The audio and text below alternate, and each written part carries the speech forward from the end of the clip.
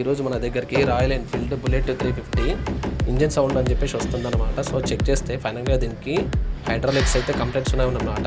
2 hydraulics అలాగే ఇంజన్లో నుంచి కూడా గేర్ వేసినప్పుడు సౌండ్ అనేది వస్తుందన్నమాట. సో దానికోసమని కస్టమర్కి అయితే మనం ఎక్స్ప్లెయిన్ చేసినాము. సో ఇది ఫుల్ ఇంజన్ అయితే ఓపెన్ చేసుకోవాలని చెప్పినామన్నమాట. కస్టమర్ కూడా ఓకేనా చేసేయమని చెప్పారనమాట.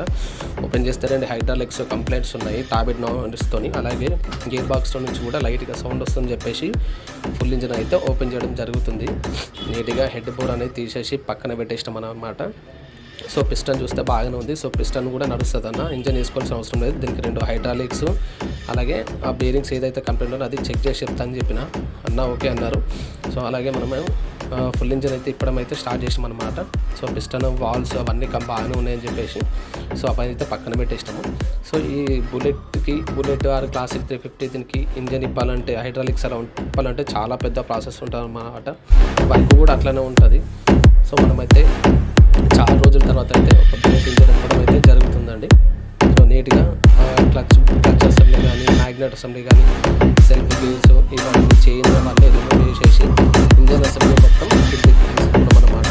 సో కిందికి తీసుకున్న తర్వాత ఓపెనింగ్ చేయడం అయితే స్టార్ట్ చేసినాము. సో క్రాంక్ చెక్ చేసినాము. క్రాంక్ అసెంబ్లీ కూడా బాగుంది. హైడ్రాలిక్స్ అయితే కంప్లైంట్స్ ఉంది కాబట్టి హైడ్రాలిక్స్ కొట్టేస్తా అని చెప్పేసినాము.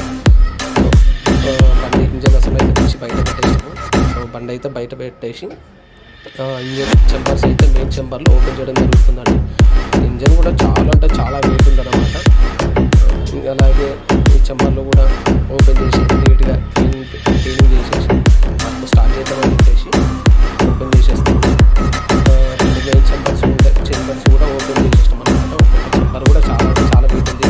ఇంచుమించు 5-6 kgs వరకు ఒక చెంబర్ ఉన్నట్టుంది. 8 kgs వరకు ఉంటుంది. సో అలాగే గేర్ బాక్స్ బేరింగ్ కూడా చెక్ చేసినాం, అలాగే బాగుంది. అలాగే క్రాంక్ అసెంబ్లీ కూడా బయటకు తీసినాం అనమాట. సో క్రాంక్ అసెంబ్లీ కూడా చెక్ చేస్తున్నాము. అలాగే గేర్స్ కూడా మనము రిమూవ్ చేసేసి పక్కన పెట్టేసి చెంపర్లు అయితే క్లీన్ చేసుకోవడం జరుగుతుందండి.